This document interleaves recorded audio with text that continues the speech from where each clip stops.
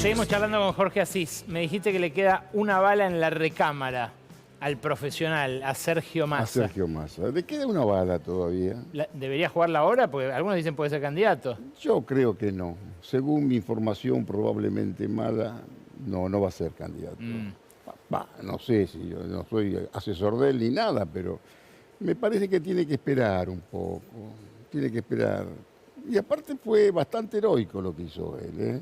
Mirá que por 2 puntos no ganó en la primera vuelta. Es cierto, pero... Y después de un gobierno como el del poeta impopular, que digamos que no fue de los mejores, de los más sólidos, ¿no? Lo que pasa es que heroico, prohijar o procrear un adefesio como el actual, bueno, hay que ver que es heroico, ¿no? Pero bueno, en el último año y medio de Alberto Fernández, prácticamente el que gobernó fue Massa.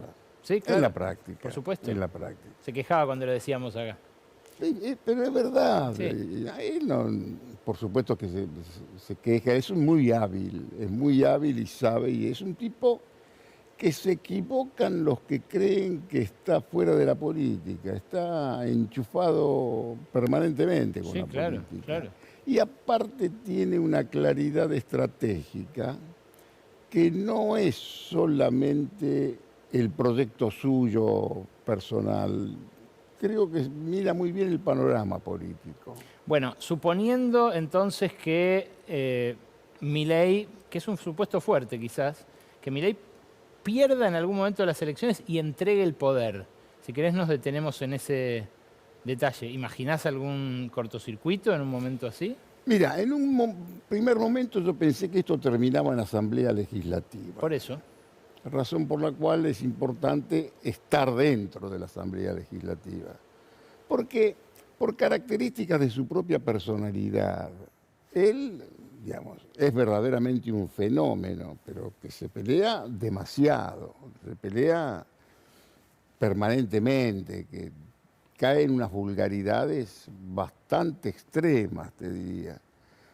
Razón por la cual pensar que puede fallarle alguna vez no es nada alucinante. Perfectamente puede ocurrir. ¿Seguís pensando eso entonces? Mira, para mí es muy difícil también el camino de acá hasta octubre. ¿Por qué? Faltan 3 meses de acá hasta octubre. Y si tiene todas semanas como la de esta semana, por supuesto que son difíciles. Y yo no creo que nadie sensatamente quiere terminar con el gobierno de este muchacho. Bueno, pero suponiendo que llega a su fin... Lo que pasa es que ya es una suposición que me lleva a lo contrafáctico. Sí. Es casi una especie de un ejercicio de adivinación. Pero es que es de la única manera que podemos hablar de los posibles Yo creo presidenciables. hoy que la única oposición seria, que puede ser alternativa, que tiene Milei, es de nuevo el peronismo. ¿Y que ese peronismo? Y de pronto depende de cómo le vaya a Milei y cómo termine Milei, porque Kicillof es exactamente lo opuesto, que es un modelo alternativo, que es la oposición total. Yarlora, así le vaya relativamente bien o relativamente mal a Milei, tenés el peronismo de Córdoba, que es un peronismo por lo menos un poco más sólido, centrista, es otra cuestión. Lo tenés a Sergio, y si la doctora tiene posibilidades de elegir ella quién puede ser el candidato, puede ser hasta de Pedro. Ahora, ella lo que tenés que tener es una conducción un poco más allá de Buenos Aires. Y el gran problema es que, bueno, el peronismo se concentra hoy fundamentalmente en la provincia de Buenos Aires y casi no tiene continuidad con el peronismo del maxiquiosco de la capital. Interesante. Que es una confederación. Claro. Es una confederación política hoy el peronismo.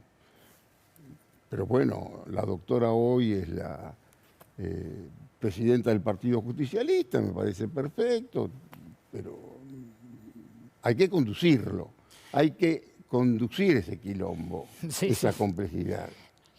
Por último, hay un sector social que se suele escrutar poco, que no da muchas explicaciones, y al que sé que frecuentás, que son los grandes empresarios. ¿Cómo los ves? ¿Los ves resignados, desahuciados, entusiasmados? Yo los veo hartos de Milei. ¿En serio? Hartos de Milei. Porque lo bancaron unánimemente. Lo han bancado y por supuesto que nadie te lo va a decir. Y yo que Milei estaría preocupado por la tobillera de la doctora. Puede ser una advertencia contra él mismo. Porque, mirá, en la práctica, y no escribí yo esto, ¿para qué voy a gambetear? En realidad es una advertencia para Milei. Porque todos esos adjetivos que pone la doctora cuando habla de la prensa concentrada, Hegemónica. toda la cuestión hegemónica Sí. y demás, que es una especie de, qué sé yo, de alegoría de Clarín o Sí. de grandes empresarios, AEA y demás, tenía un enemigo, que era la doctora. La doctora hoy está con tobillera. Que pase el que sigue. O que pase el que sigue, o veamos cómo sigue esto. Razón por la cual yo me atrevo a escribirlo, lo sugiero.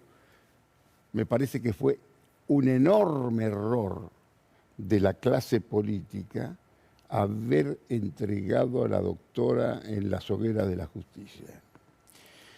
Bueno, ese hartazgo vamos a ver cómo evoluciona, porque por ahora no parecen estar apostando por nadie más, ¿no? Esos grandes empresarios.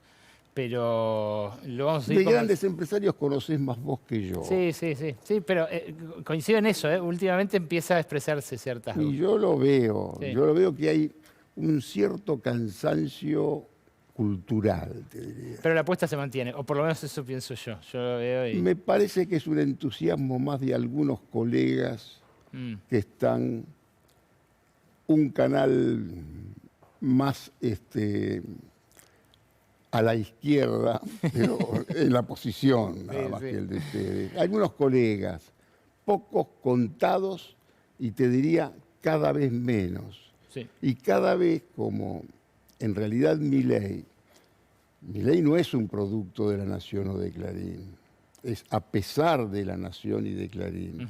Él es un emergente de otra legitimidad, de una legitimidad que tiene que ver con las redes sociales, con toda una cultura nueva que pasa por el streaming, el podcast, todas estas cosas nuevas que el pibe las supo aprovechar mejor que nadie. Turco, gracias por venir. Ha sido un placer. Por favor, la pasé muy bien con vos. Muchísimas gracias.